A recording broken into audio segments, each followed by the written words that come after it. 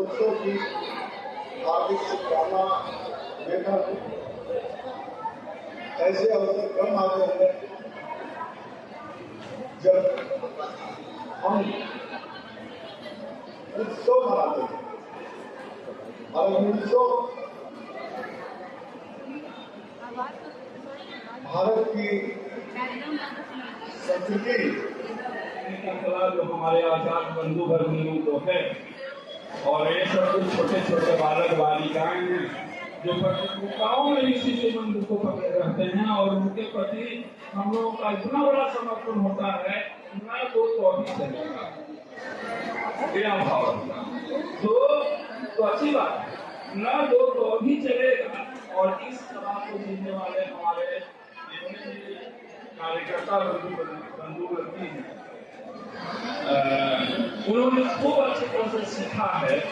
कहने का मतलब मरुभूमि में भी रहकर अध्यक्ष होने के नाते आप सभी लोगों का कोटि कोटि स्वागत कर रहा हूँ, अभिनंदन कर रहा हूँ कि आप लोगों ने यहाँ उपस्थित होकर के उन लोगों का जो मार्ग प्रशस्त किया, हमारे बच्चों का जो उत्साह वर्धन किया, उसके लिए मैं पुनः अपने परिवार की ओर से आप सभी लोगों का आभार व्यक्त करता हूँ। शिक्षक होने के नाते विद्या, ज्ञान और बुद्धि है कि चीता और हिरण दोनों जो है जंगल में तेज दौड़ने वाले प्राणियों में से एक होता है। चीता जो होते हैं वो वन जीवों में सबसे तेज दौड़ता है, लगभग 150 से 200 किलोमीटर प्रति घंटा की रफ्तार से वो दौड़ता है।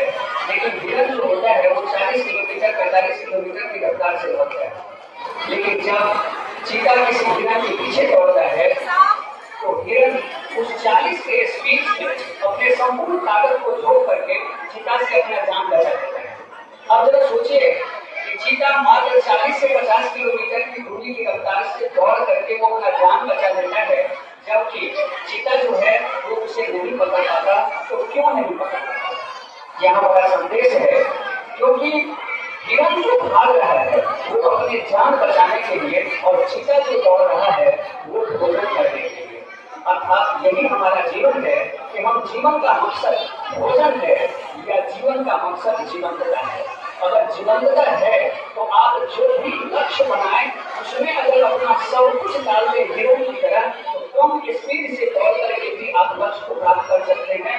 कमजोर रन करके भी आप IAS बन सकते हैं, IPS बन सकते हैं। तेज रन करके भी अगर आप डायवर्ट हैं, केवल ये मकसद है कि केवल हमारी प्रतिष्ठा बढ़े, तो आप उस लक्ष्य को प्राप्त नहीं कर सकते। इसीलिए चीता हार जाता है और हिरण जीत जाता है, क्योंकि हिरण का उद्देश्य है अपने जीवन को बचाना